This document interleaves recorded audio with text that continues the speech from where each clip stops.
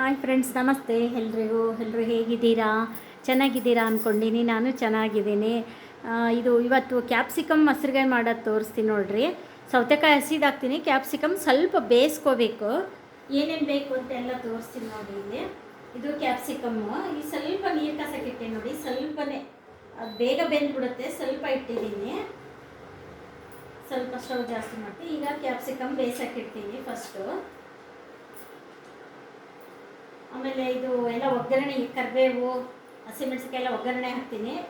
ಈರುಳ್ಳಿ, ಸೌತೆಕಾಯಿ ಹಸಿದು, ಅದು ಬೆಂದ್ಕೊಂಡ್ಮೇಲೆ ಹಾಕ್ತೀನಿ ಒಗ್ಗರಣೆ. ಇದು ಬೇಯಬೇಕು. ಒಂಚೂರು ಉಪ್ಪು ಹಾಕಿ ಬೇಯಿಸ್ಬೇಕು. ಇದಕ್ಕೆ ಉಪ್ಪು ಹತ್ತಬೇಕಲ್ಲ, ಅದಕ್ಕೆ ಸ್ವಲ್ಪ ಹಾಕಿರ್ತೀನಿ ನೋಡಿರಿ. ಒಂದೇ ಕ್ಯಾಪ್ಸಿಕಮ್ಮು ಬೇಯಿಸೋಕ್ಕಿಟ್ಟಿರೋದು. ಇದೆಲ್ಲ ತರಕಾರಿ ಹಾಕಿದರೆ ಜಾಸ್ತಿ ಆಗುತ್ತೆ ಅಂತ ಒಂದೇ ಕ್ಯಾಪ್ಸಿಕಮ್ ಹಾಕಿದ್ದೀನಿ ನೋಡಿ. ಬೆಂದಿದೆ. ಇದು ಸ್ವಲ್ಪ ಬೇಯಿಸ್ಬೇಕು, ಜಾಸ್ತಿ ಬೇಯಿಸ್ಬಾರ್ದು. ತೀರ ಮೆತ್ತಿದ್ರೆ ಚೆನ್ನಾಗಲ್ಲ. ಸ್ವಲ್ಪ ಬೆಂದರೆ ಸಾಕು. ಸ್ವಲ್ಪ ಗಟ್ಟಿನೇ ಇರಬೇಕು. ಮೊಸರುಗಾಯಿ ಎಲ್ಲ ಸೌತೆಕಾಯಿ ಜೊತೆ ಸೆಟ್ ಆಗುತ್ತೆ. ಈ ನೀರು ಬೇಕಾದ್ರೆ ಸಾರು ಪಲ್ಯಕ್ಕೆ ಬಳಸ್ಕೋಬೋದು. ನೀರು ಒಗ್ಗರಣೆ ಹಾಕ್ತೀನಿ ಇವಾಗ. ಇದಕ್ಕೆ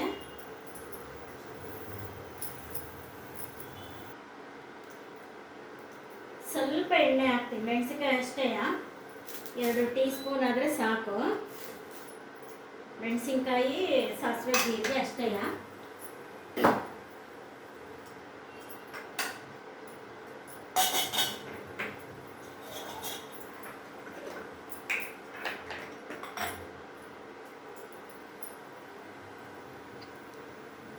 ನೋಡಿ, ಎಣ್ಣೆ ಕಾದಿದೆ. ಸಾಸಿವೆ ಹಾಕ್ತೇನೆ, ಜೀರಿಗೆ,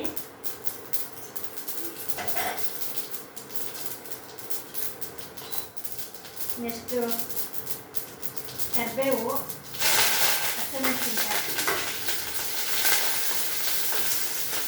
ಇದಿಷ್ಟೇ ಒಗ್ಗರಣೆ.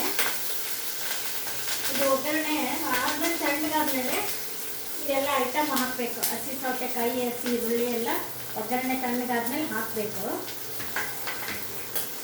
ಸ್ವಲ್ಪ ಮೆಣಸಿನ್ಕಾಯಿ ಬಾಡಿದ್ರೆ ಆಯಿತು.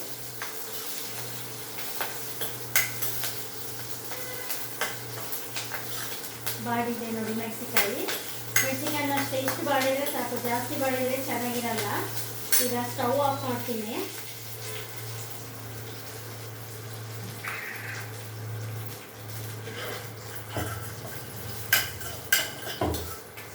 ಇದು ತಣ್ಣಗಾಗಬೇಕು. ಇದು ಬೆಂದಿತ್ತಲ್ಲ, ಕ್ಯಾಪ್ಸಿಕಮ್ ಹಾಕ್ಬಿಡ್ತೀನಿ ಬೇಕಾದ್ರೆ.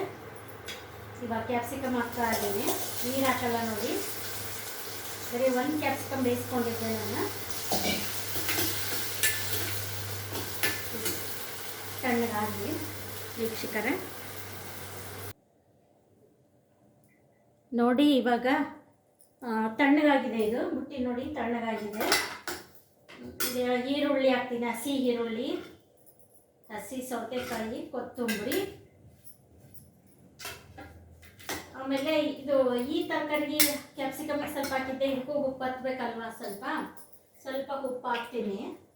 ಮೊಸರು ತರಕಾರಿಗೆಲ್ಲ ಹಾಕಬೇಕಲ್ಲ, ಇನ್ನೊಂದು 1/4 ಚಮಚ ಉಪ್ಪು ಹಾಕ್ತೀನಿ.